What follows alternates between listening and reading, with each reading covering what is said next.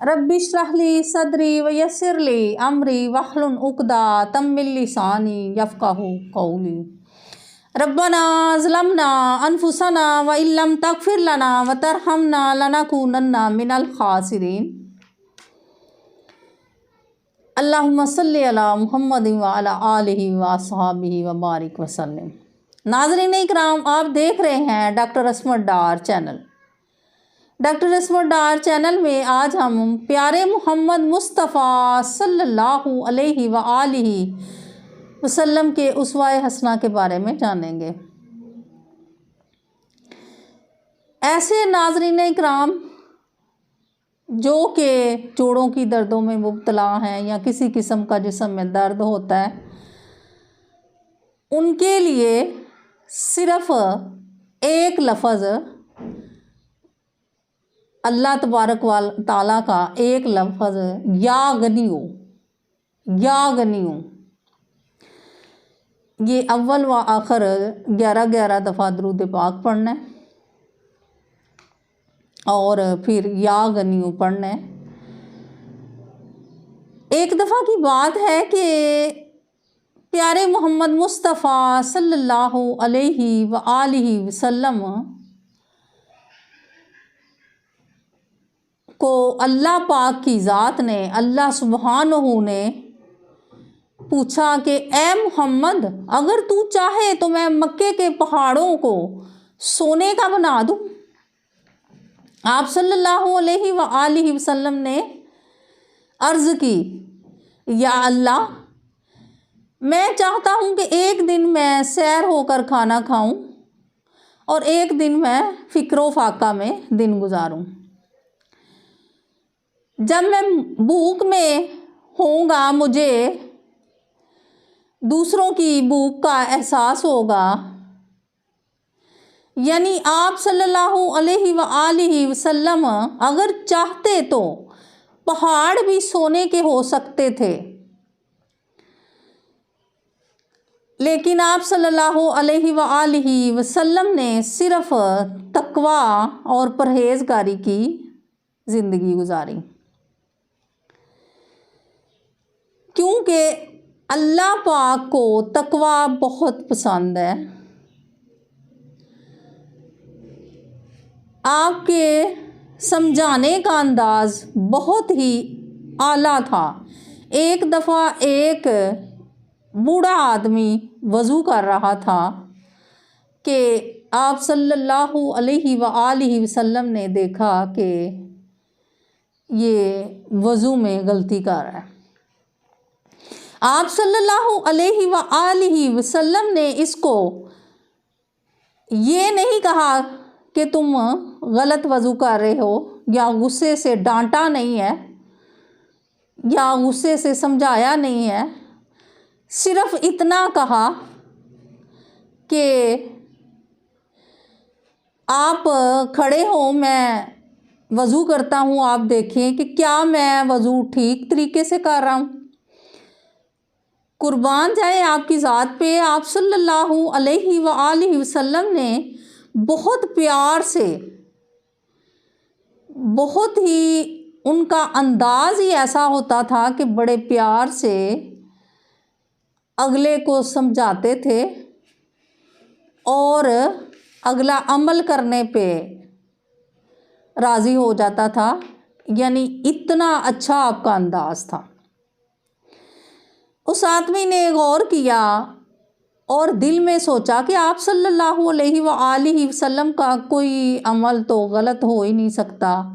मैं वज़ू गलत तरीके से कर रहा था, तो इसका मतलब है कि मैं गलती पे था। आप सल्लल्लाहु अलैहि व आलिहि वसल्लम को वो वज़ू करते हुए देखता रहा और फिर आइंदा उसने ज़िंदगी में वही तरीका अख्तियार कर लिया।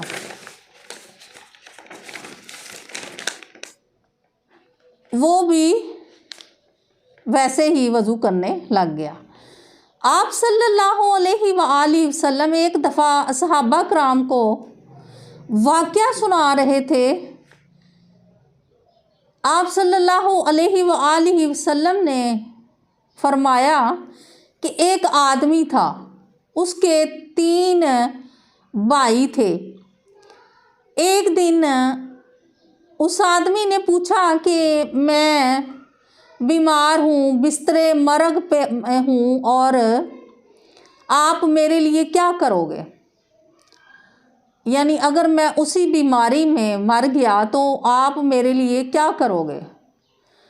उसके भाई ने जवाब दिया कि आप मर जाओगे तो मेरा और तुम्हारा तल्लक ख़त्म हो जाएगा।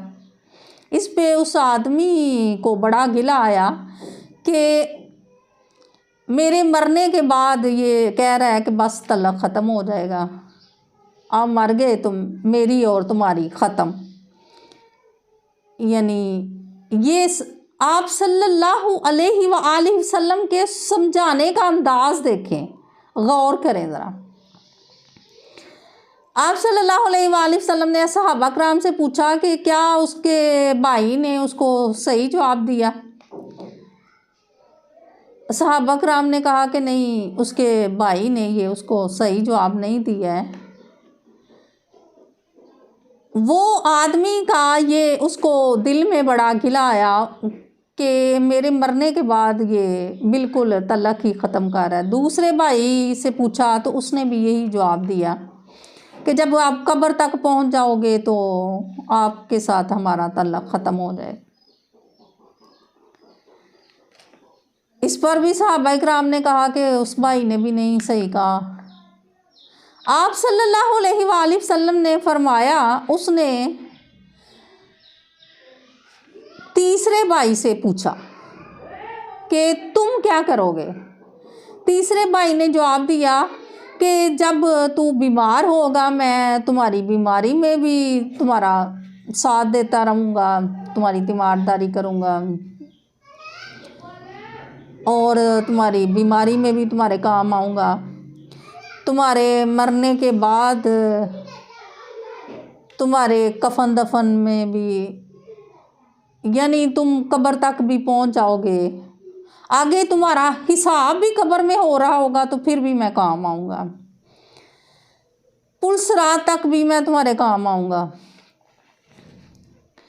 यानी अगले जहान जब पहुंच जाओगे तो मैं तुम्हारे उधर भी काम आऊँगा।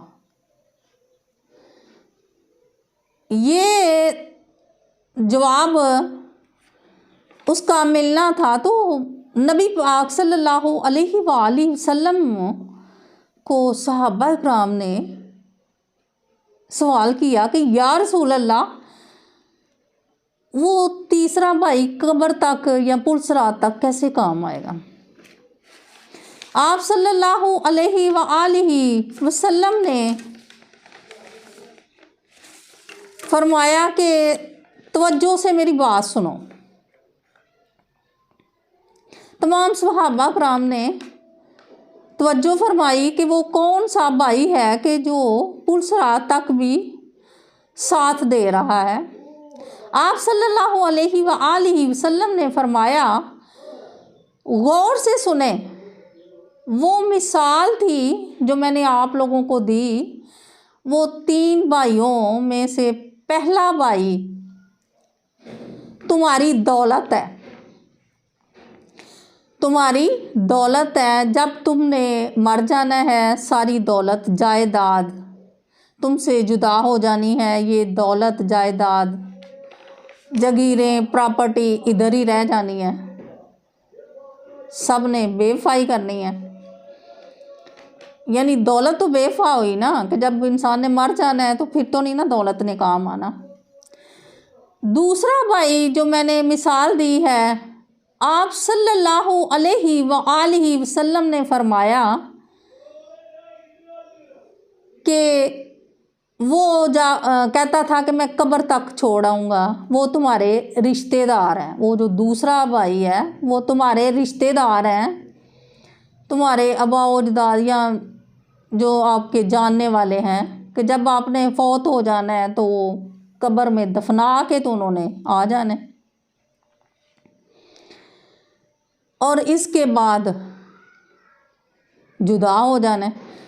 आप सल्लल्लाहु अलैहि वसल्लम ने फरमाया, तीसरा भाई जो मैंने तुम्हें मिसाल में बताया है वो तुम सब के नेक अमाल हैं। वो नेक अमाल बीमारी के दौरान भी, सेहतयाबी तक भी काम आ सकते हैं, ज़िंदगी के दौरान भी नेक अमाल काम आ सकते हैं और तुम्हारे साथ भी जाएंगे, कब्र में भी काम आएंगे, आखिरत में भी काम आएंगे, जब दुनिया से रुखसत हो जाओगे फिर भी काम आएंगे, पुल सिरात तक भी काम आएंगे। यानी ये नेक अमाल होंगे जो आप नेकी करके इस दुनिया से ले जाओगे, वो अगले जहान तक काम आएगी, पुल सिरात तक, यानी क़यामत तक तुम्हारा साथ नहीं छोड़ेंगे। इसमें यानी देख लें, दौलत भी बेवफा हुई, औलाद, रिश्तेदार, बहन भाई, माँ बाप, यानी ये साथ तो नहीं ना जाने, और दुनिया की हर चीज़ फ़ानी हुई, लेकिन जब आपने नेक अमाल करके साथ ले जाने हैं वो इंशाल्लाह अगले जहान में भी काम आने हैं। हर एक से नेकी का बर्ताव करो। अल्लाह सुब्हानहू हम सबको नेक अमाल करने की तौफीक दे, आमीन सुम्मा आमीन। अल्लाह पाक आप सबके घरों से नहूसतें, परेशानियां, मुसीबतें दूर करे। अल्लाह पाक आप सबकी अपने ख़जाने से मदद करें, क्योंकि किसी से मांगना है तो उसने कभी ना कभी जतला देना है, लेकिन अल्लाह की ज़ात ऐसी है कि आप जितना मर्ज़ी मांगें उसके ख़जानों में कमी नहीं आती है। बेशक ना कर मोहताज हमें किसी का ज़माने में, या रब कमी है कौन सी तेरे ख़जाने में। अगर कारोबार की तंगी हो या गनियों पड़े 101 दफ़ा, अव्वल आखिर 11 दफ़ा दुरूद इब्राहिमी पढ़ें। अगर किसी मुसीबत में मुब्तला हैं, कोई परेशानी है, कोई किसी किस्म की मदद की उम्मीद नहीं है, अल्लाह की तरफ रजू करें, या गनियों पढ़ें 101 दफ़ा, इंशाल्लाह अल्लाह पाक आपकी मदद करेंगे। अगर मेरा कोई बहन भाई दर्द में मुब्तला है, किसी जगह पे दर्द हो रही है, जोड़ों का दर्द है या घुटनों में दर्द है, किसी किस्म की भी जिस्म में दर्द है, या गनियो 111 दफ़ा पढ़ के उस जगह पे फूंक मार लें, इंशाल्लाह ठीक हो जाएंगे। अव्वल व आखिर 11 दफ़ा दुरूद इब्राहिमी पढ़ना है। अल्लाहुम्मा सल्ली अला मुहम्मदिन व अला आलि मुहम्मदिन कमा सल्लैता अला इब्राहीम व अला आलि इब्राहीम इन्नका हमीदुम मजीद। अल्लाहुम्मा बारिक अला मुहम्मदिन व अला आलि मुहम्मदिन कमा बारकता अला इब्राहीम व अला आलि इब्राहीम इन्नका हमीदुम मजीद।